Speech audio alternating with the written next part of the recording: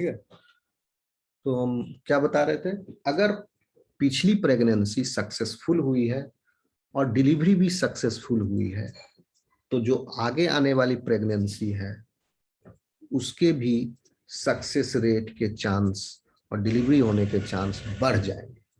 कहने का मतलब कि पिछला प्रेगनेंसी आईवीएफ से हुआ, सक्सेसफुल लाइव बर्थ हुई, अब उसको दूसरा बेबी चाहिए, तो चूंकि पहला वो आईवीएफ के लिए गया था, कुछ बड़ा वजह था तभी आईवीएफ के लिए गया, कोई कारण था, तो सेकंड में टाइम भी वो प्रेग्नेंट होना चाहती है, बच्चा देना चाहती है, तो उस समय वो कारण तो फिर भी मौजूद है उसके बॉडी में, नेचुरल वे में तो होगा नहीं, तो फिर उसको आईवीएफ के लिए जाना होगा, तो सेकंड आईवीएफ के लिए जाएगा, पहला सक्सेसफुल है तो सेकंड भी सक्सेसफुल होने के चांसेस है।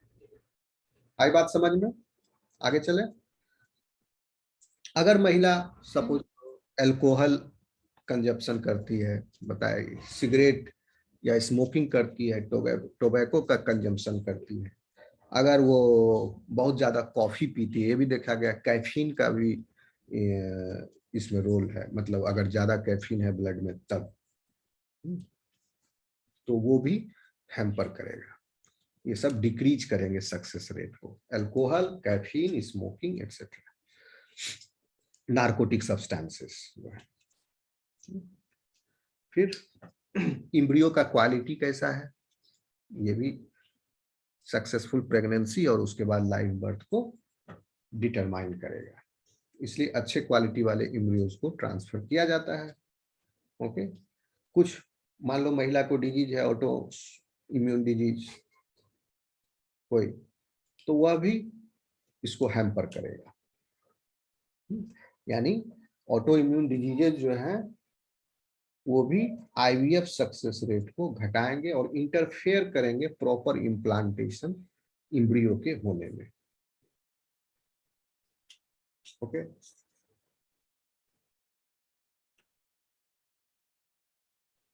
ठीक है। तो डिफरेंट डिफरेंट, जैसे हमारे देश में भी कुछ कुछ स्टडी होता है, जैसे कि कोई कहेगा कि फलाना योग करने से या फलाना एक्यूपंक्चर करने से सक्सेसफुल इम्प्लांटेशन की संभावना है, कोई बोलेगा कि बेड पर लेटे रहो, इनोकुलेशन हो गया, एम्ब्रियो ट्रांसफर हो गया, उसके बाद इम्प्लांट 2 हफ्ता के बाद चेक होगा इम्प्लांट हुआ कि नहीं प्रॉपरली, बेड पर लेटे रहो और कुछ से कुछ करते रहो, कोई एक्यूपेंचर का विधि या कोई योगा का विधि, कोई पर्टिकुलर मुद्रा में या पर्टिकुलर आसन में, ये सब डिफरेंट डिफरेंट लोग इस पोस्टुलेट किए थे, लेकिन साइंटिफिकली कोई कोरिलेशन नहीं मिला है इनका किसी भी चीज से। इवन जैसे कुछ लोग बोले कि एंटीऑक्सीडेंट्स बहुत ज्यादा मात्रा में लो, प्रॉपर मात्रा में लो इंटेक्स, क्योंकि बहुत ज्यादा एंटीऑक्सीडेंट्स लेगा तो ये जो वाटर सोल्यूबल है एंटीऑक्सीडेंट, वो तो पेशाब से निकल जाएंगे, बॉडी को कोई एक्यूमुलेशन होगा नहीं, नुकसान, तो एंटीऑक्सीडेंट्स लीजिए, तो जिससे क्या होगा कि चांसेस फॉर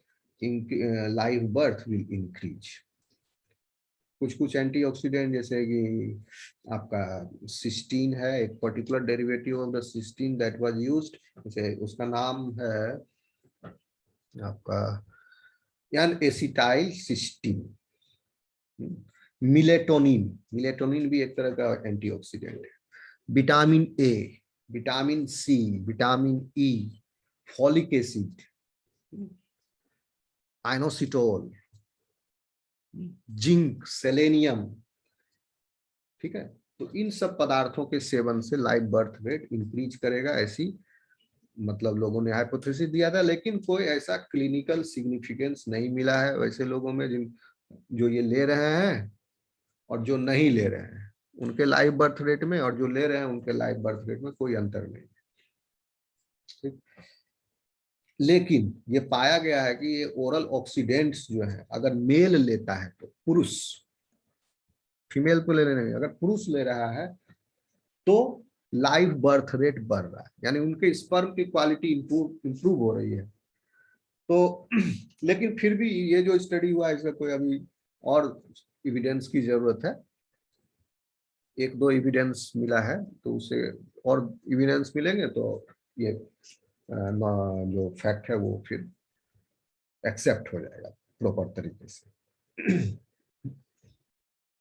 लाइफ स्टाइल का भी रोल है, ठीक है। अब आप देखिए यहाँ पर है preparation for in vitro fertilization कैसे किया जाता है। एक प्रिपरेशन स्टेज है और उसके बाद फिर आपका प्रोसीजर स्टेप। उसके पहले मैं सोच रहा हूँ थोड़ा कॉम्प्लिकेशंस डिस्कस कर लूँ, तो उसके बाद स्टेप्स में आएंगे। ये प्रिपरेटरी स्टेज हो गया, उसके बाद how is in vitro fertilization is perform, 5 step है। Stimulation, egg retrieval, insemination, embryo culture, transfer and transfer. Complications, पहले कॉम्प्लिकेशंस डिस्कस कर लेते हैं। What are the complications associated with the in vitro fertilizations? तो बहुत सारे कॉम्प्लिकेशंस हैं।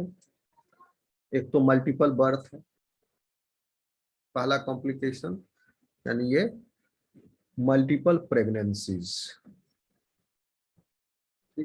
यानी ट्विंस, ट्रिपलेट्स, क्वाड्रुप्लेट्स, ये सब गर्भ में ठहर जाएंगे, जिसकी वजह से लो बर्थ वेट और प्रीमेच्योर बर्थ का जो रिस्क है, चांस है, वो बढ़ जाएगा, इंक्रीज कर जाएगा। ठीक, आ रहा है समझ में स्टूडेंट्स?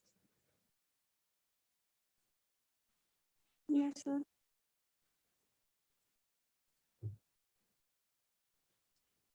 Yes sir. बारिश हो रहा है क्या?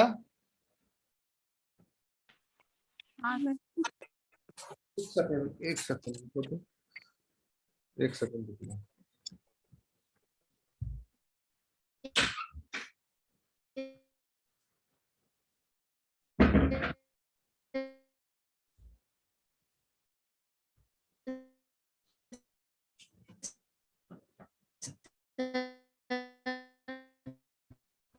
हाँ हेलो, मेरी आवाज आ रही है? Yes sir. ठीक है। Yes sir.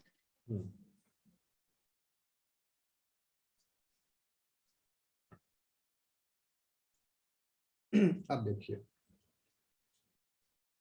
क्यों मल्टीपल बर्थ को अवॉइड करना जरूरी है, क्योंकि इसमें मल्टीपल बर्थ की वजह से बहुत सारे हो सकते हैं। एक तो प्रेगनेंसी का लॉस भी हो सकता है, मिसकैरेज भी हो सकता है मल्टीपल बर्थ से। ऑब्स्टेट्रिकल कॉम्प्लिकेशंस हो सकते हैं जच्चा में, यानी मदर में। और प्री मैच्योर बर्थ हो सकता है बच्चे का, मतलब ऑफस्प्रिंग का। और या न्यूनेटल मॉर्बिडिटी भी हो सकता है उनका। या अगर जन्म गया वो बच्चा, तो आगे चल करके लॉन्ग टर्म में उसको डेवलपमेंटल, वो वीक रह जाए, डेवलपमेंटल प्रॉब्लम हो उसको, ये भी हो सकता है। इसलिए अवॉइड करना जरूरी है। कुछ लोगों ने, कुछ देश ने कानून बना रखा है, स्ट्रिक्ट लिमिट इंपोज करके रखा है on the number of embryos that may be transferred. तो जैसे ब्रिटेन और बेल्जियम में, इंडिया का पता करना, I don't know right now, Britain और बेल्जियम में to reduce the risk of high order multiples, यानी ट्रिपलेट्स, या उसके बाद ट्विंस तक चलेगा, लेकिन ट्रिपलेट्स नहीं होना चाहिए। तो लेकिन पूरे दुनिया में फॉलो नहीं होता है, सब जगह यही फॉलो होना चाहिए, ट्विंस तक अलाउड, ट्रिपलेट्स नहीं, बट नॉट यूनिवर्सली फॉलोड और एक्सेप्टेड सब जगह। सिर्फ ब्रिटेन और बेल्जियम में सख्त कानून है इसको लेकर के। और चूंकि एक वजह और भी है, मान लो 2 एम्ब्रियो ट्रांसफर किए तो भी जरूरी नहीं है कि ट्विन हो, सिंगलटन भी हो सकता है। एक एम्ब्रियो का डेथ हो गया, प्रेगनेंसी लॉस हो गया, 2 एम्ब्रियो ट्रांसफर किया गया। जनरली क्या होता है, 2 एम्ब्रियो ट्रांसफर करने के बाद 50% times, more than 50%, around 57% times जो है ट्विंस हो जाएंगे। और 43% टाइम्स जो है, 37% टाइम्स सिंगलटन हो जाएगा। ये मोटा मोटी देखा गया है। और जो रिमेनिंग रेस्ट है वो दोनों मिसकैरेज हो गए। लेकिन आपका क्या बोल रहे थे, क्या बोल रहे थे? सिंगलटन, हाँ लॉस हो जाएगा। फिर आपका ट्विंस जो है 57% टाइम्स, ठीक है। लेकिन कभी कभी ऐसा भी होता है कि 2 इम्ब्रियो ट्रांसफर किए गए लेकिन पैदा हो गया ट्रिपलेट। इम्ब्रियो 2 था लेकिन जन्म हो गया ट्रिपलेट का या क्वाड्रुपलेट का, 4 बच्चे हो गए। बाद में अल्ट्रासाउंड में देखा तो एम्ब्रियो ट्रांसफर किए थे 2 लेकिन प्रेगनेंसी में है 4 एम्ब्रियो। क्यों हुआ ऐसा? Can you guess?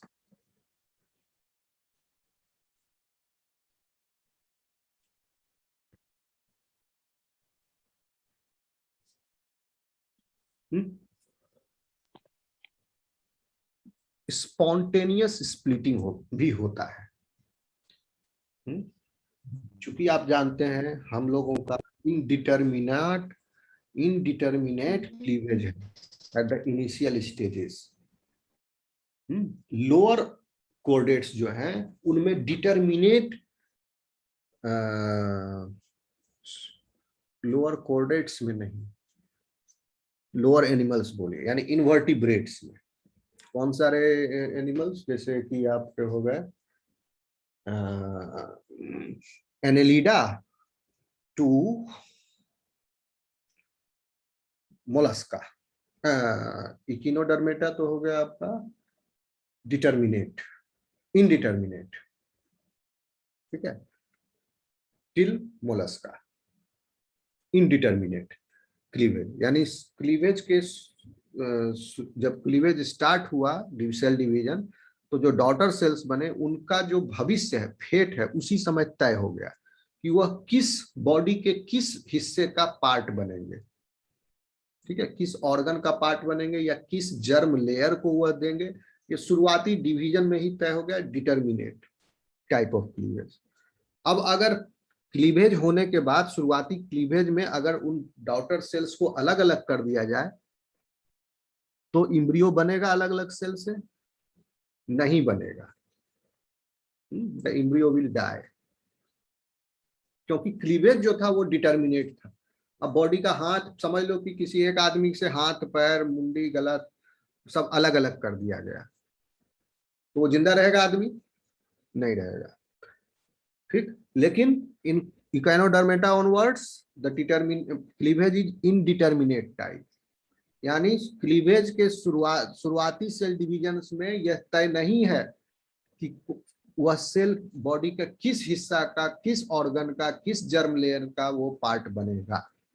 यानी सारे के सारे सेल्स जो हैं वो टोटीपोटेंट है, प्लूरीपोटेंट है, या कहिए स्टेम सेल है वो, ठीक है। तो अब अगर स्पॉन्टेनियस स्प्लिटिंग हो गया, फीमेल के अंदर अपना मैकेनिकल इधर उधर मूवमेंट करते रहती है, मान लो किसी तरह से स्पॉन्टेनियस या अंदर का मस्कुलर मूवमेंट है, यूटेरस के अंदर स्मूथ मसल्स है उसके मूवमेंट है, किसी वो मूवमेंट की वजह से स्पॉन्टेनियस स्प्लिटिंग हो गया एम्ब्रियो का, तो चूंकि ये ह्यूमन है, इनडिटर्मिनेट टाइप ऑफ क्लीवेज है, तो जितना भी स्प्लिटिंग हुआ शुरुआती स्टेज में वो सब के सब एम्ब्रियो बन जाएंगे। Are you getting my point? अगर इम्प्लांट हो गए तो दे विल डेवलप, और इसकी वजह से स्पॉन्टेनियस स्प्लिटिंग की वजह से मोनोजाइगोटिक ट्विंस एराइज। समझ में आया बात? मोनोजाइगोटिक ट्विंस भी हो जाएंगे। तो इसीलिए कहा जाता है 2 से ज्यादा नहीं, कम से कम 2 दिया तो ट्रिपलेट फिर भी संभावना, लेकिन ये रेयर होता है, रेयरली होता है स्पॉन्टेनियस स्प्लिटिंग। ओके, समझ में आया? ये आगे चले। Yes, sir. Yes.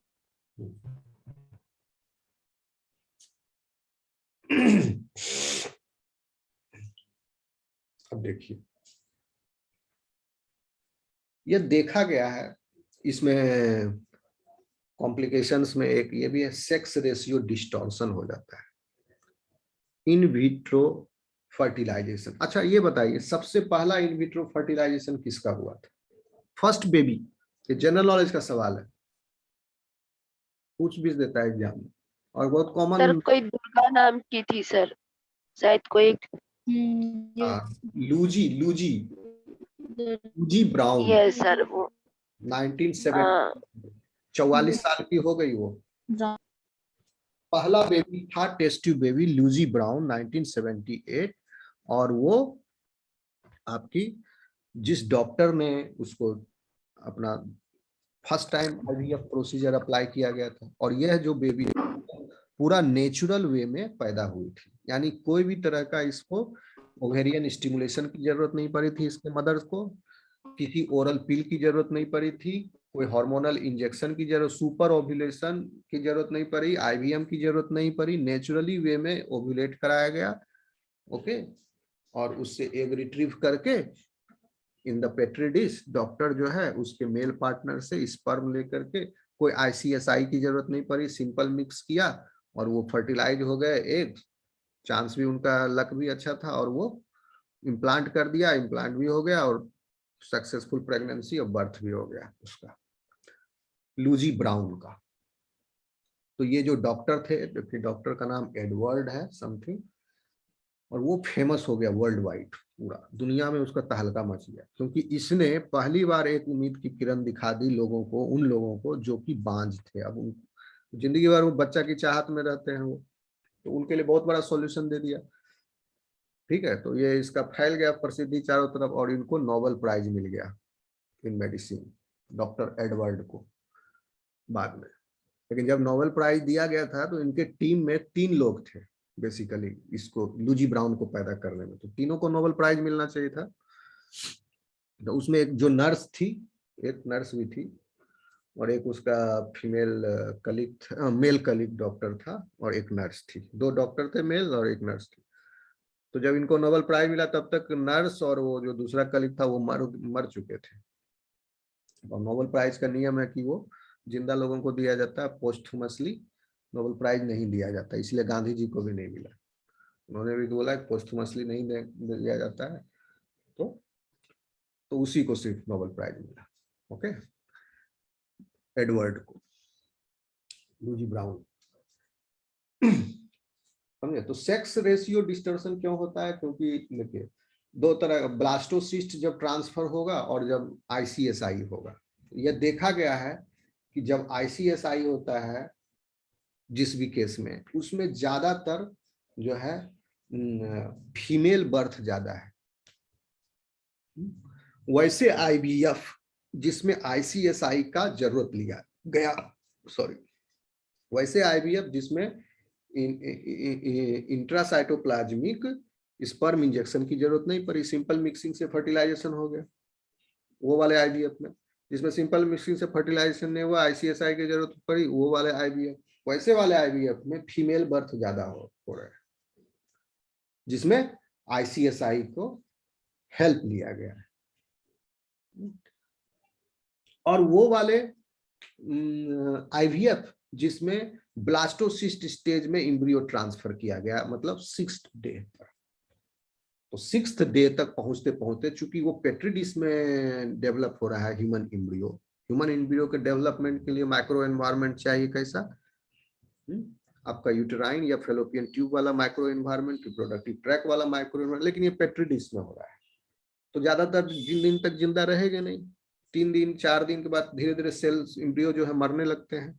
तो 6ठे दिन तक जो एम्ब्रियो सरवाइव किए हुए हैं, वो एम्ब्रियो जो है ज्यादातर होते हैं आपके मेल है कि ब्लास्टोसिस्ट वाला जो है, 1 सेकेंड, हाँ, ब्लास्टोसिस्ट में जो है 6ठे दिन तक जो एम्ब्रियो बचे हुए रहेंगे वो ज्यादातर मेल एम्ब्रियोज होते हैं। फीमेल एम्ब्रियोज का डेथ होता है, हो जाता है, धीरे धीरे फीमेल एम्ब्रियोज का डेथ होने लगता है। 6ठे दिन तक बहुत कम ही फीमेल एम्ब्रियो बचते हैं और मेल एम्ब्रियो ज्यादा बचते हैं। तो इस वजह से सेक्स रेशियो में डिस्टॉर्शन हो जाता है। पहला तो क्या, आईसीएसआई जब लगाया गया तो ज्यादा फीमेल बर्थ हो रहा है। दूसरा, ब्लास्टोसिस्ट स्टेज पर जब ट्रांसफर हुआ एम्ब्रियो का तो मेल बर्थ ज्यादा होगा। आ रहा समझ में? और अगर आईवीएफ जो है वो तीसरा या दूसरा दिन किया जाता है, तब जाके सेक्स रेशियो बैलेंस रहेगा, आधे फीमेल आधे मेल। ब्लास्टोसिस्ट स्टेज पर ज्यादातर मेल। आगे बढ़े।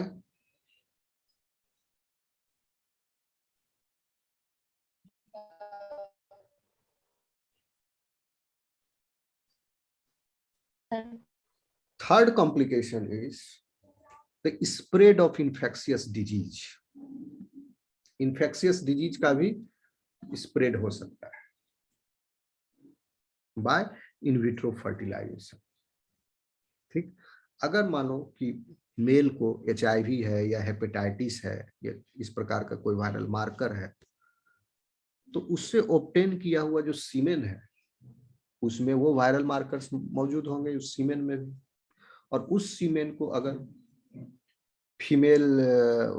अगर फीमेल से द्वारा रिट्रीव्ड एग में, आर्टिफिशियल मीडियम, ये बॉडी में तो नहीं डाला, आर्टिफिशियल मीडियम में उस सीमेन को डायरेक्टली इनोकुलेट कर दिए अगर, then viral markers will infect the whole medium, or viral markers can infect the female, can infect the egg or embryo, zygote, और viral marker zygote में 1 सेल स्टेज से ही, start से ही मौजूद हो जाएगा, प्रेजेंट हो जाएगा। यानी HIV का जो है वायरस जो है एम्ब्रियो में 1 सेल स्टेज से ही मौजूद होगा। तो ऐसे एम्ब्रियो सर्वाइव करेंगे? नहीं करेंगे। कुछ सेल स्टेज के बाद दो एम्ब्रियोज विल डाई। तो क्या जरूरत पड़ेगी? मान लो मेल जो है उसको HIV है, फिर भी महिला को अपने पार्टनर से ही प्रेग्नेंट होना है और बच्चे को HIV भी ना हो। तो अगर मान लो नेचुरल वे में प्रोड्यूस कर सकते, सपोज कि कपल है, उसमें से एक को HIV हो गया गलती, मान लो किसी ब्लड ट्रांसफ्यूजन की वजह से, उसको बच्चा नहीं है, अब वो बच्चा करने के लिए नेचुरल तरीका का इस्तेमाल करेगा, तो क्या होगा? There is a chances that female भी HIV से ग्रसित हो जाए उसकी पार्टनर। वो लोग क्या करेगा फिर? बच्चा भी चाहिए और HIV भी नहीं चाहिए, तो क्या करेगा फिर? IVF के लिए जाएगा, और IVF में बॉडी से बाहर फर्टिलाइजेशन होगा, तो मेल का स्पर्म सीमेन लिया जाएगा, उसमें HIV तो है, अब क्या करेंगे? उसको वॉश किया जाएगा। Sperm washing is a technique जिसमें कि क्रोनिक डिजीजेस के रिस्क जो है घट जाते हैं। स्पर्म को वॉश कर दिया जाता है, यानी स्पर्म के ऊपर में लगा हुआ वायरल पार्ट, वायरस तो बहुत छोटा है, तो स्पर्म के बाहर में वायरस अटैच्ड है अगर, तो वॉश हो जाएगा। ओके, हेपेटाइटिस बी है तो वॉश हो जाएगा।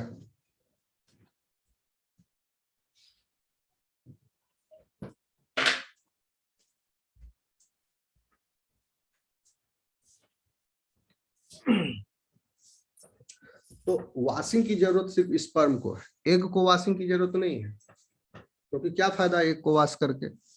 क्योंकि फाइनली तो उसको फीमेल में ही इम्प्लांट होना है, फिर उसका मुकाबला वहां पर सामना होगा। HIV अगर है या हेपेटाइटिस है तो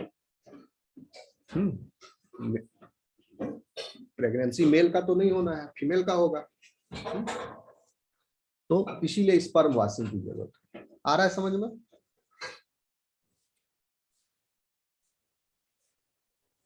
yes sir, female HIV positive रहेगी तो उस केस में तो फिर नहीं ना हो, तो उसमें वॉशिंग का कोई फायदा नहीं। फीमेल अगर HIV क्यों वॉश करेंगे स्पर्म को? मेल तो ठीक है, और उसमें एक को रिट्रीव किया गया, उसके बाद फिर जब वो इम्प्लांट होने जाएगा तो फिर से उसी एनवायरनमेंट में जाएगा, वो HIV एनवायरनमेंट में जाएगा। तो वहां पर कुछ दूसरा दिमाग लगाना पड़ेगा। लेकिन ये जो स्पर्म वॉशिंग टेक्निक है, इससे जो है अगर मेल को है तब इसका सॉल्यूशन है।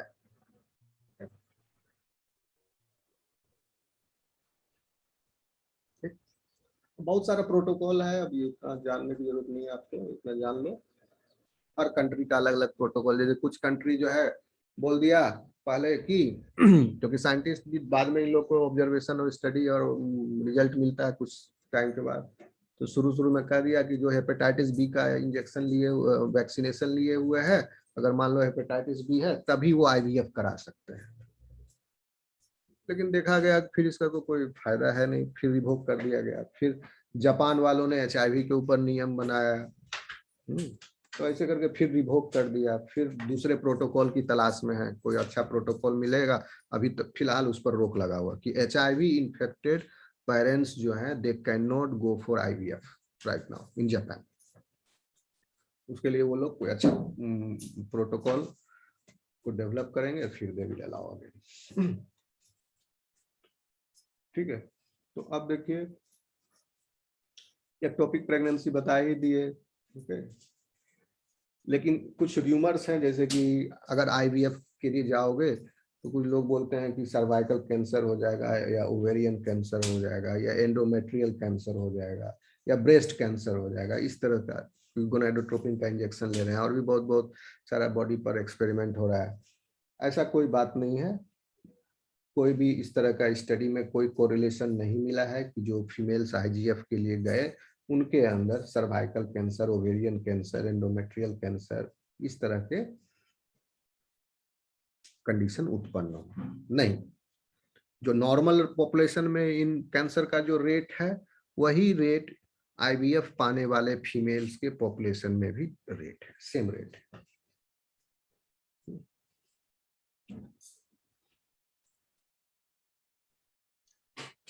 ठीक है, तो अब देखिए एक और कॉम्प्लिकेशन है कि आईवीएफ ट्रीटमेंट पाने वाले जो पेशेंट्स हैं वो काफी स्ट्रेस में रहते हैं, इसलिए उनके ऊपर साइकोलॉजिकल बर्डन है। और ये साइकोलॉजिकल बर्डन को बोलते हैं, एक टर्म है साइकोलॉजी में, उसको न्यूरोटिसिज्म कहा जाता है। Neuroticism is the study of psychology of the female who is going through IVF, और इससे पर्सनालिटी ट्रेट ये सब अफेक्ट होता है। ठीक है, यानी जो स्कोर इससे निकाला जाता है न्यूरोटिसिज्म स्कोर। न्यूरोटिसिज्म का अगर स्कोर हाई है तो वह फीमेल जो है ज्यादा रिएक्ट करने वाली कहलाती है, उसमें मूड स्विंग्स ज्यादा होते हैं। यानी आप कह लो तिल का तार बात का बतंगर करने वाली महिला होगी जिसका न्यूरोटिसिज्म स्कोर ज्यादा होगा, और उनके अंदर एंग्जाइटी, वरी, फियर, गुस्सा, फ्रस्ट्रेशन, जेलसी और गिल्ट यानी अपराध बोध, डिप्रेशन, डिप्रेस्ड मूड, अकेलापन, लोनलीनेस, ये सब ज्यादा उनमें पाया जाता है आईवीएफ के द्वारा जो गुजर रही महिलाएं आईवीएफ से। तो साइकोलॉजिस्ट की जरूरत पड़ती है। साइकोलॉजिस्ट कहता है try the escapist approach. Escapist approach क्या कहता है? भगोड़ा, एस्केप करना, भागना, भगोड़ा, भागो। यानी जहां भी जिस पॉइंट से स्ट्रेस आ रहा है आपको, या मूड स्विंग हो रहा है, जिस भी कंडीशन से, उन सब से आप भूल जाओ उनको, वहां से भागो, उनको दबा दो। यानी आप भूल जाओ कि आपके साथ आईवीएफ हो रहा है। आप नॉर्मल अपना डेली डे टू डे जैसे पहले काम कर रहे थे वैसे काम चल रहा है, सब वैसे कर।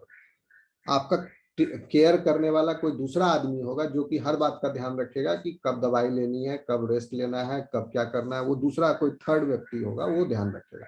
आपको नहीं सोचना, आप भूल जाओ।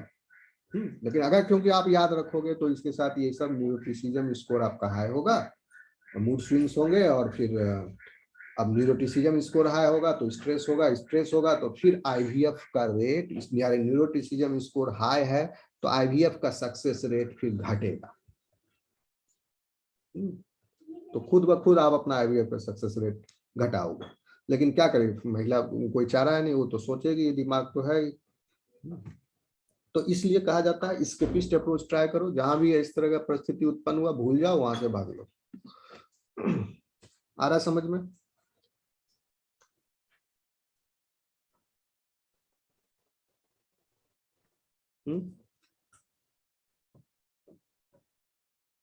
बोर हो गए आप लोग? नेक्स्ट क्लास, बहुत क्लास चल रहा है। चलो ऐसा करते हैं, इसको खत्म कर देते हैं, होगा तो नेक्स्ट क्लास।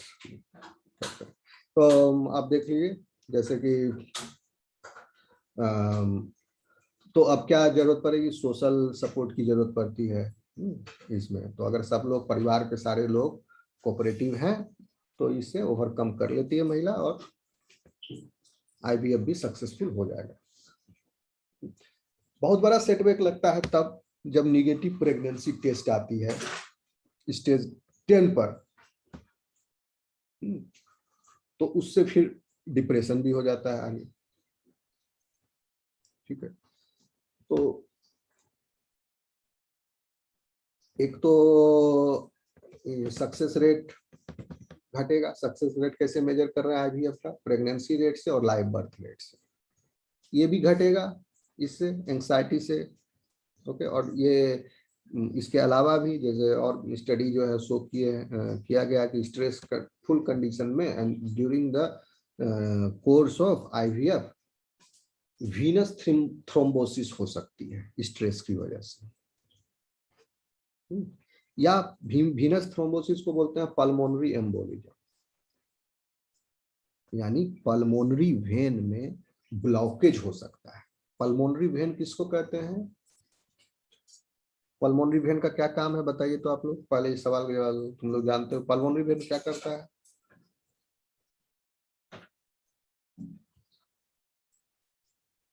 सिंपल चीज है ये सब, क्लास 10 12 का जी। पल्मोनरी वेन क्या करता है?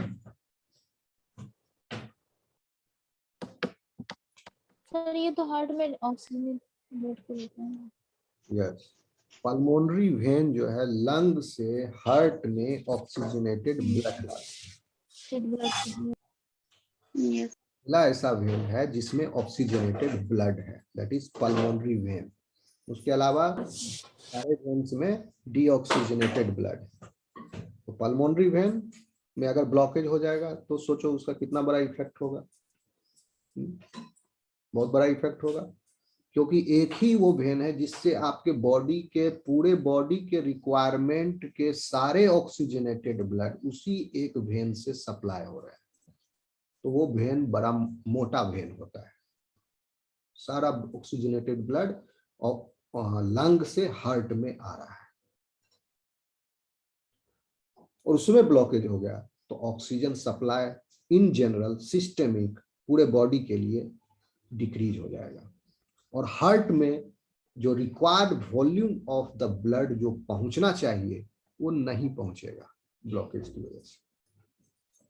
ठीक, या अगर रिक्वायर्ड वॉल्यूम पहुंच गया तो ब्लॉकेज है, रिक्वायर्ड वॉल्यूम पहुंच गया, अगर पहुंचा दिए रिक्वायर्ड ब्लड का वॉल्यूम पहुंच गया, दैट उसका मतलब ये है कि वो ब्लड जो है ज्यादा फोर्स के साथ आ रहा है। जैसे किसी पाइप को अगर आप दबाते हो तो फोर्स के साथ पानी आगे जाता है। सपोज करो 5 मिनट का टाइम दिए हम आपको, बिना पाइप को दबाए भी 1 बाल्टी पानी जमा हो गया, और पाइप को दबाने के बाद भी 1 बाल्टी पानी जमा हो जा रहा है 5 मिनट में, दोनों केस में।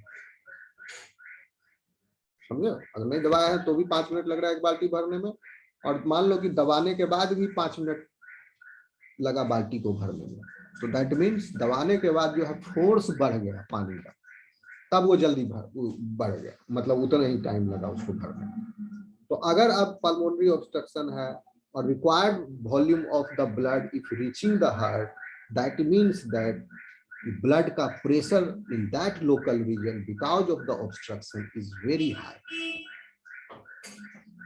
and because of this high local blood pressure heart will be damaged. Okay, so heart, और इसकी वजह से अब एक ही बार ब्लड प्रेशर हाई हुआ तो तुरंत कुछ डैमेज हो जाएगा नहीं, ये लॉन्ग टर्म इफेक्ट इसका होता है। ओके, जैसे पानी पर कोई जमीन पर पानी गिर रहा है लगातार लगातार लगातार, तो टाइम लगेगा थोड़ी देर पर वहां नीचे जहां पर पानी गिर रहा है वहां गड्ढा होने पे, तुरंत शुरू में ही नहीं हो जाएगा, थोड़ा टाइम लगेगा, लॉन्ग टर्म इफेक्ट। जैसे उसका एज जाएगा, अगर ट्रीटमेंट हो गया तो ठीक है, या कम हो गया अपने आप तो ठीक, नहीं तो अगर लगातार बना रहा तो हार्ट भी डैमेज हो जाएगा। पहले तो इस्केमिक कंडीशन उत्पन्न हो जाएगा, पूरे बॉडी में ऑक्सीजन की कमी होगी। ठीक है, तो ये हो गया आपका किसकी वजह से? ये सारे जो रिस्क फैक्टर्स हैं जो एसोसिएटेड हैं आपके ये जो अभी पर्टिकुलर कॉम्प्लिकेशंस क्रिएट करते हैं, कॉम्प्लिकेशंस जो बता रहे हैं ये सब कॉम्प्लिकेशंस है। अभी वाला जो बताया वो है आपका स्ट्रेस से रिलेटेड।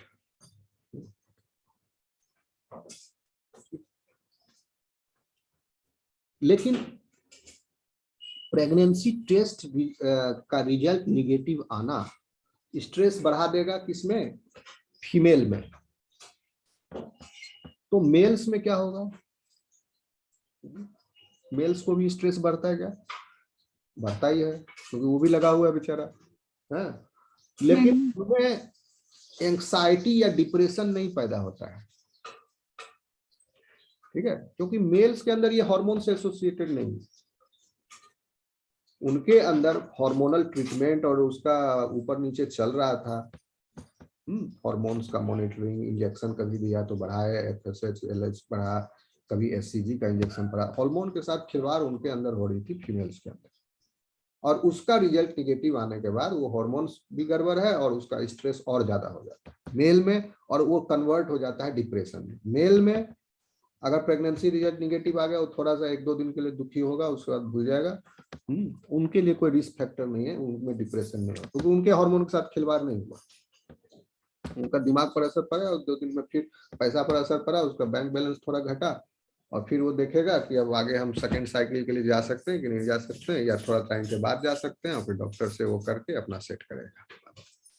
उनके अंदर कोई डिप्रेशन नहीं हो रहा है। ठीक,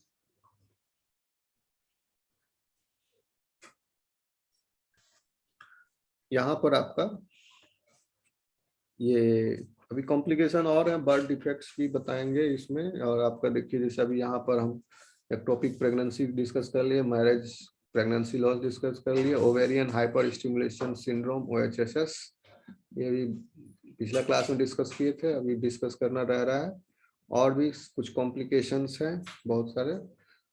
ठीक, बर्थ में जैसे यहाँ पर नहीं लिखा गया है, आप बना लेना नोट, बर्थ डिफेक्ट्स हो सकता है, ओके, और भी बहुत सारे रिस्क हैं, हो सकते हैं,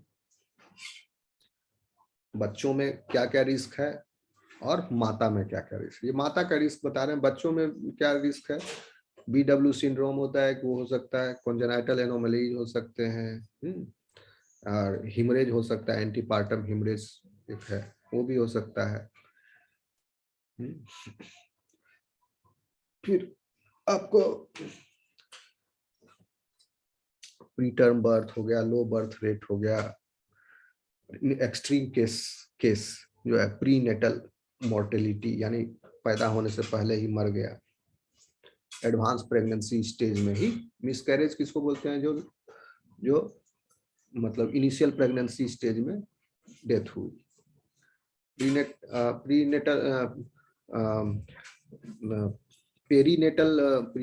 पेरीनेटल मोर्टेलिटी जो है वो बाद में, मतलब थोड़ा सा डेवलप एम्ब्रियो है वो, उसका डेथ हुआ तब बोला जाता है। तो ये खतरनाक होता है पेरीनेटल मोर्टेलिटी, कई बार इसमें जान भी चली जाती है। और भी बहुत सारा है, थायराइड डिसऑर्डर भी हो सकता है, हाइपरटेंशन है, ग्लूकोज का लेवल डिस्टर्ब हो जाएगा, फास्टिंग ग्लूकोज हाई हो जाएगा, ओके, बॉडी फैट का कंपोजिशन बदल जाएगा, बोन का एजिंग बढ़ जाता है, एडवांस्ड हो जाता है इन बोन एजिंग, ठीक है। तो ये सब है, और भी है, आगे नेक्स्ट क्लास में डिस्कस करेंगे हम लोग, ओके। अटेंडेंस ले लें। Yes sir.